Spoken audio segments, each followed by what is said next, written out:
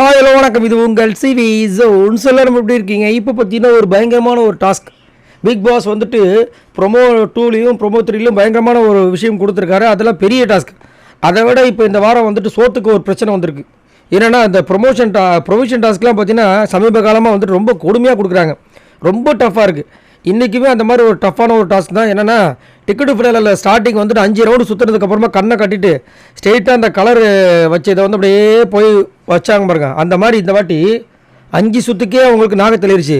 இப்போ எதை தள்ள போகுதுன்னு தெரியல. கிட்டத்தட்ட 15 சுற்று சுற்றுறோமா. 15 சுற்று சுற்றுறதுக்கப்புறமா அங்கே ஒரு பால் வச்சுருப்பாங்களா, அந்த பாலை தூக்கி அடிக்கணுமா. அங்கே வந்துட்டு 5000 3000 2000 1000ன்னு சொல்லிட்டு இருக்கும் போல இருக்குது. அதுலேருந்து ஸ்ட்ரெயிட்டாக அடித்து அதில் எந்த இடத்துல வந்துட்டு இவங்கள பால் வந்து படுதோ, ஆக்சுவலாக குறி வச்சு அடிக்கணும் அவசியம் இல்லை, அந்த டார்கெட்டில் பட்டாவே போதும். பட்டுச்சுன்னா அந்த அமௌண்ட் தான் உங்களுக்கு டாஸ்க்குன்னு சொல்லியிருக்காங்க. இதுக்கு முன்னாடி இந்த பிஸ்கட் டாஸ்க்லையும் பிரச்சனை வச்சு, அதுக்கு முன்னாடி வந்துட்டு கண்ணு மூக்கு காதுன்னு வைக்கிற இதுலேயும் பிரச்சனை வந்தது. இதில் என்ன ஆகப்போது இல்லை. ஏன்னா இதை சொன்ன அடுத்த நிமிஷமே தீபக் மயக்கம் வந்துருச்சு அவருக்கு. ஏன்னா அவருக்கு அந்த ஏதோ வெட்டிக்கவோ ஏதோ ஒன்று சொல்கிறாரு. அந்த ஒரு ப்ராப்ளம் இருக்கா. கொஞ்ச நேரம் சுற்றினாவே வந்து தலை சுற்ற ஆரம்பிச்சிருமா. முத்துக்குமரனுக்கு அதுக்கு மேலேயா. முத்துக்குமரன் சொன்னோடனே எல்லாருமே ஷாக்காக வராங்க. ஏன்னா முத்துக்குமரன் ரயன் தான் இந்த மாதிரி வேலைகள்லாம் நல்லா பண்ணுற ஆளுங்க. முத்துக்குமரன் வந்துட்டு அந்த ராட்டினத்துலேயே போக மாட்டார். அவருக்கு அந்த மாதிரி ப்ராப்ளம் இருக்கான். ஒரு 10 ரவுண்டாக இருந்தால் நல்லாயிருக்குன்ற மாதிரி சொல்லி எல்லாருமே ஃபீல் பண்ணுறாங்க. ஒரு சில பேர் 5000 அடிச்சிட்டோன்னா நம்மளுக்கு ஃப்ரீ தானே அப்படின்னா அது அந்தளவுக்கு ஈஸியாக வச்சுருக்க மாட்டாங்கன்ற மாதிரி தோணுது.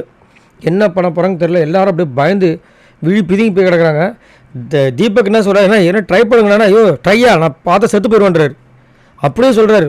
இல்லைங்க 15 சுற்று தான் சான்ஸே கிடையாதுன்னு சொல்லிட்டு ஒரு 5 சுற்று சும்மா ட்ரை பண்ணி பார்த்தாரு. அதுக்கு உட்காந்துட்டு கண்ணு மேலே கை வச்சிட்டாரு. ஐயோ நான் தலை சுற்றுதுன்னு சும்மா ப்ராக்டிஸ் பண்ணதுக்கு. இதில் குனிஞ்சி அவங்க சுற்றுனாங்கன்னா பாவம் என்ன ஆக போகிறான்னு தெரியல, யார் யாருக்கு அடி விழுக போகுது தெரியல. ஆனால் ரொம்ப டஃப்பு. ஏன்னா சோறு வேறு என்ன பண்ண பார்த்தா ரயன் வந்து எதாவது டஃப்பு கொடுப்பாருன்னு நினைக்கிறேன். ஏன்னா அவர் தான் இந்த வாட்டி கிச்சன் இன்சார்ஜ் வேறு.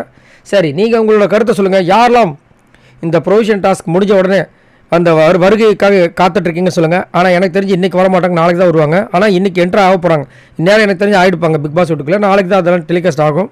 சரி பார்க்கலாம். நீங்கள் அதில் யாரோட வருகைக்காக ரொம்ப ஆவலாக எதிர்பார்த்துட்ருக்கீங்க அப்படின்னு தான் சொல்லுங்கள். நான் வந்துட்டு ஆர்னவ் அண்டு சாச்சனா ரொம்ப ஆவலாக இருக்கேன். சாச்சனா உங்களுக்கு தெரியும், முத்துக்குமாரனுக்காக பேசுவாங்க. ஆனால் ஆர்னவ் வந்து அந்த ஜால்ரா கேங்குக்காக வருவார். என்ன பண்ண போகிறேன், ஏன்னா ரொம்ப நாளாக வந்து ஒரு விஷயத்த சொல்லிட்டே இருக்கார். நான் வந்து அதை பண்ண போகிறேன் இதை பண்ண போகிறேன், என்ன தான் பண்ணுறாருன்னு பார்க்கணுன்னு சொல்லிட்டு ரொம்ப ஆவலாக இருக்கேன்.